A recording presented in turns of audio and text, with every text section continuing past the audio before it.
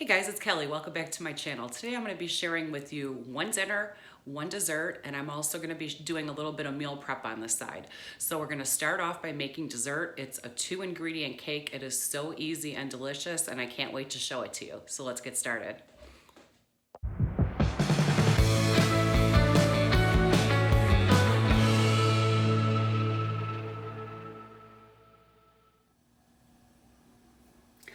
Okay guys, let's get started on this dessert. This is the easiest cake. I've been making this for such a long time.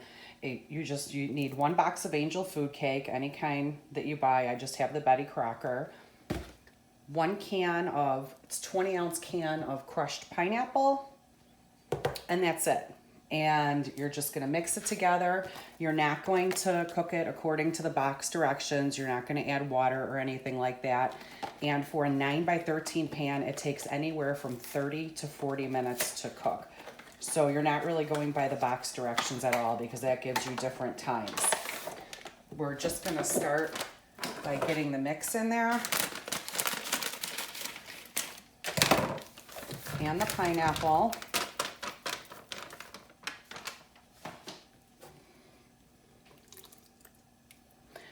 I've made this in a bundt pan before. It comes out really good in a bundt pan.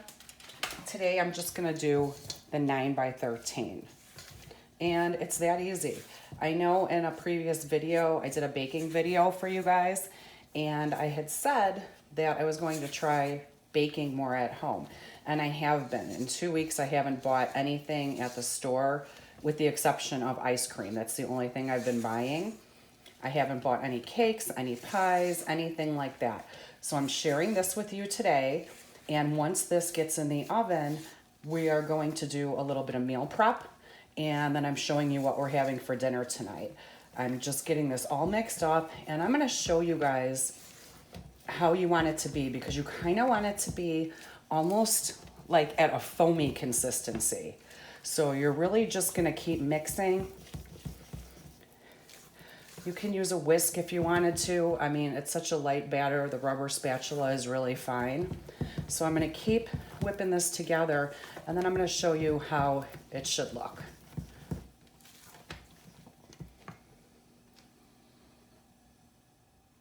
So here is how it should look. Sorry about the lighting in here, you guys. It's really dark out here today. It's kind of like almost like a foamy, frothy consistency. That's how you want to get it. So I have greased my pan over here. We're going to get that in there. And I always recommend for this cake, because I've made it so many times, sometimes it does go over. It's not all the time. I don't know why, but sometimes it will overflow a little bit. So I would use a cookie sheet underneath it, just in case, because otherwise it's gonna be a mess. The other thing about angel food cake, if you've never baked one before, you want the top to be like a golden brown. So you definitely don't wanna underbake it, where on some cakes it's okay if it's maybe underbaked just a little bit. On an angel food cake, you really, really want it to be cooked all the way through. So just look for, like a golden brown top.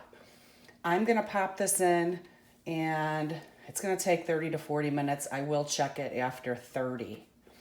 So we'll get that in the oven, and then we'll come back and we'll do some meal prep. Okay, I just got the cake out, so I just wanted to show you that before we get started making the sauce. But see how it's all golden brown? And for me, this took about 37 minutes, and then the toothpick came out clean. So 37 minutes, we're gonna let that cool, and you'll see the finished product when it is on our plate. This is what I use for my marinara sauce. It's such a simple recipe. I don't buy a jar sauce. I always make it from scratch just because it is so simple. And I make extra, that way I could freeze it. You could even add meat to it at another time if you didn't have time, today to make a meat sauce that is gonna simmer for quite some time. So this is my go-to, and it's just half of a large onion that I diced up. I have 2 piles of garlic here, and that's because after this, I'm gonna show you what we are making for dinner tonight, which is homemade chicken fettuccine Alfredo. So this is all we use: onion, garlic, olive oil, crushed tomatoes. I'm using the ones with basil today. Salt, pepper, and crushed red pepper, which is optional. And that's it. It's that easy. And I'm gonna cook this, and then since we're having the fettuccine Alfredo tonight, I know in another 2 or 3 days we're gonna want pasta, so I'm gonna leave the pot of it in my fridge for the next 2 or 3 days, and then I'll take it out, we'll use it, and what we don't use, we will freeze, and then we have it for another meal. So we're gonna get started on this. Okay, I have my pan over medium heat, and I've had the olive oil heating up for a minute. I put about 2 tablespoons in there. So now I'm going to get the onion in. And then I'm going to turn the heat down a little bit because we do not want the onion to burn. Get a little stir. Okay, and I'm going to hit the onion with some salt, black pepper, and I am going to use quite a bit of crushed red pepper. I like that, but definitely don't have to do that if you don't like heat in your marinara. We're going to get this mixed around, and once the onion starts to become a little bit translucent, then we are going to add our garlic. And I have it, yeah, on a pretty low heat, low and slow. Like I mentioned before, this is just, you can have it just as a marinara, or you can make a big pot of this as your base. And if you wanted to make a meat sauce one night, whether it's with pork or meatballs or just like a ground beef meat sauce, then you have this base in your freezer to use, and it's super easy. And to me, it's just so much more fresh than getting the stuff in the jar, and it doesn't take much time, especially if, you know, on your day off or something, you make a huge batch of it, and then you have it frozen, and it's the same thing as pulling a jar out of your pan. These onions are looking okay. We're gonna give them another second, and I'll show you how I like them to look before I put the garlic in. They're looking pretty good. They're almost translucent. I don't know how you can see in this light, but that's about how I like them. I'm going to add my garlic, and then I'm also going to add a little more crushed red pepper because I want a little bit more heat in mine. So I'm just going to add the garlic. I have about 4 or 5 medium-sized cloves. Again, that's to taste, just like the pepper or anything else. I like it really garlicky, so I'm going to hit it with more of that. Give it a good stir. And when you really start to smell that garlic, that's when you're going to start adding your sauce.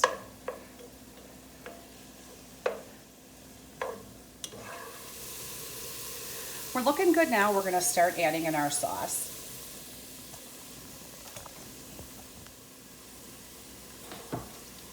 And I've been using, I showed you, oh, well, that label's off. Here, let me show you the other one. Hold on. I always use just regular crushed tomatoes or San Marzano tomatoes forever. And since I found this brand at Costco this year, back in, I believe it was early summer, I just love it. I love how the basil tastes because I would add my own basil sometimes. But I feel like this has enough flavor where you don't, always have to add the fresh. And this is the brand, and they have it at Costco. It comes in an 8-pack, and I believe it's under $10, and these are the big 28-ounce cans. So I'm gonna do 3 of these. I mean, you can make the batch as big or as small as you want. Like I said, we're probably gonna have this in 2 or 3 days, so it'll be fine to sit in my fridge. And pasta sauce, chili, if it sits in your fridge for 2 days, it just gets that much better. And then what we don't use that night, then I'll freeze it up in portions that I know, we'll use. So that's it. And we're just gonna get this in here. I am gonna cover it. Let it come to almost a boil, not quite a boil. You wanna keep stirring it. And once it does that, I keep it covered, and then I just put it on the lowest heat possible, and I'll probably let this simmer for about 2 hours. You don't have to do that. I just always like to simmer my sauce for a really long time, if I have the time. I'm gonna get a lid on this. I'm gonna check it, stir it, and when it's done, when it comes to more of a boil, I'm gonna put it on the back burner, super low. And then we're gonna get started on what we're having for dinner tonight, which is homemade chicken fettuccine Alfredo. So we're gonna start first by cooking up our chicken. So I'll be back in a minute. Okay, my other sauce, the red sauce, is on the back of the stove and it's on super low, so I don't really have to worry about that. I'll probably stir it at this point about every 15 minutes. Now I have some oil heating and I'm gonna get this chicken in. I have diced up the chicken into bite-sized pieces. I have one large chicken breast here and I had about 3 chicken tenders left in my freezer. So I defrosted those. This is nice and hot. Get that in there. Turn it down just a little bit.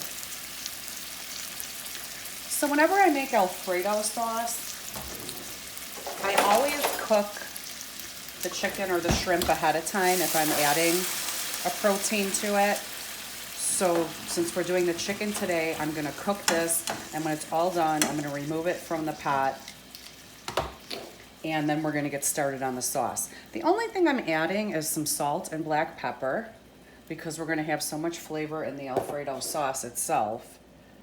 And you don't need to overdo the salt because the Parmesan cheese has a lot of salt in it. So we're gonna just brown this, flip it around, and we want it to be completely cooked through. It'll cook through more in the hot Alfredo sauce, but with the chicken, you definitely don't want to chance it. So I'm just gonna keep flipping this, get these all up to temperature, and then we'll be ready to take this out, and then we can get started on the sauce. Okay, this is done. I've taken the temperature on some of the larger pieces. I'm gonna get it over into my bowl. I don't want any of that liquid in there, so I'm just gonna take it out with my tongs. I want it to be as dry as possible. Then I'm gonna get that liquid out of this pan. I'm gonna wash this pan because we're gonna make the sauce in the same pan. And then we'll add the chicken back when the Alfredo sauce is finished.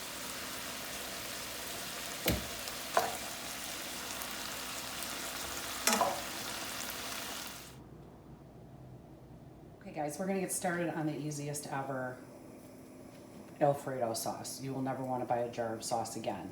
So all that we have here is half a stick of butter that I have softening. I'm gonna put it right into my pot. Get that going on low. I'm gonna put that on really low. There we go. I have the garlic that I had chopped up before. I am going to add 1 16-ounce container of heavy whipping cream.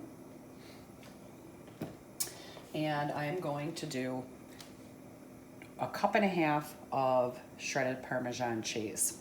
And my secret little ingredient, I started making it this way years ago. I'm gonna add just a little pinch of nutmeg. Someone told me to do that. I've been making this recipe for well over 15 years, and 6-7 years ago someone told me about this, and it really does add something on the back end. I don't know, but that's what we're gonna do. So we're letting the butter melt. Now that the butter is about halfway melted, I'm just gonna add in the garlic. Again, I think I had 4 or 5 cloves for this recipe. And I'm just gonna mix it around, and I have my heat on super low at this point. So we're just gonna take this on low and slow, and then I'm gonna get ready. I'm gonna prep my cheese so I have it for when we need it. So I'm gonna measure out 1.5 cups of that cheese.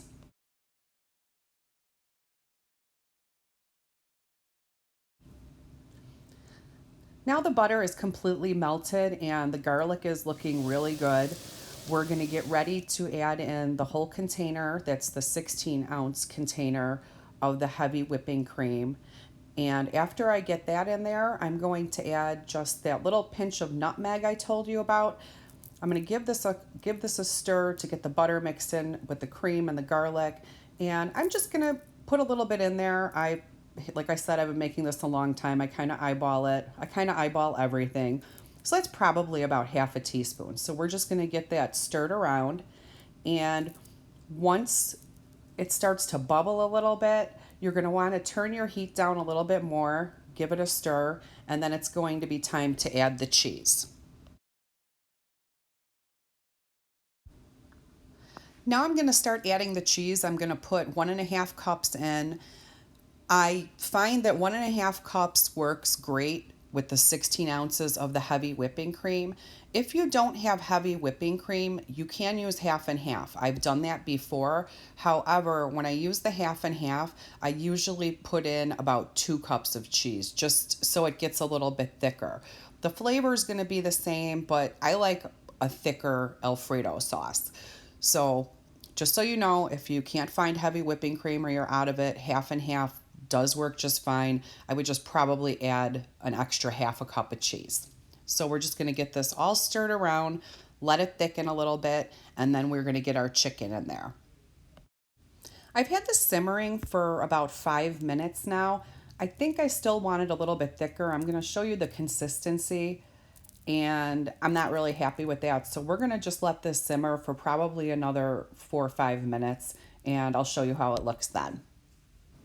This has been going about another 5 minutes, and it's at the consistency I like now. I'm going to add the chicken. We're going to get that all mixed in. And after I stir the chicken in, I'm going to let it simmer for probably another 5 minutes, which is going to thicken it even more. Then I'm going to turn the heat off. I'm going to cover it, and I'm going to bring my pasta water up to a boil while the Alfredo mixture just sits covered off of the heat. So we'll get this all mixed in, let it go for, like I said, about 5 minutes, cover it, and then we're going to get our pasta ready.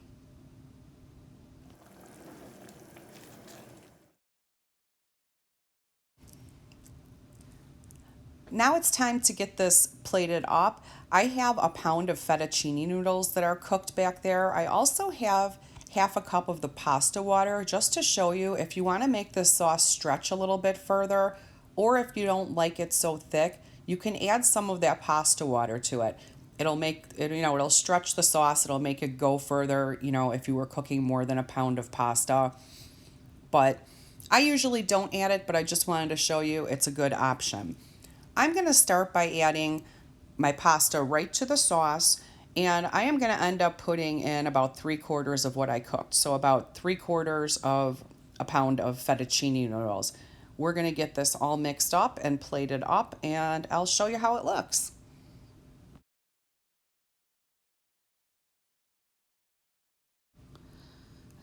And it's that easy. I hope you guys enjoyed watching this video.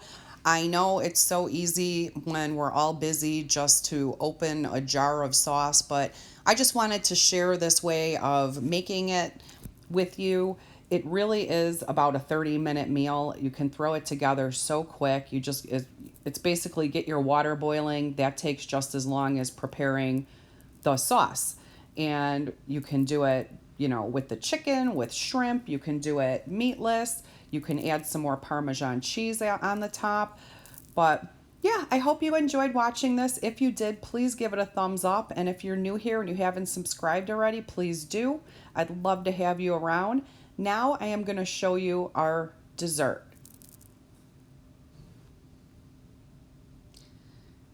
Here's the cake I showed you earlier. Sometimes I frost the whole cake with Cool Whip. On this day we decided not to do that, but that's a really good topping for this. We just decided to have it with a little bit of the whipped cream from a can on top. So here's a picture of that.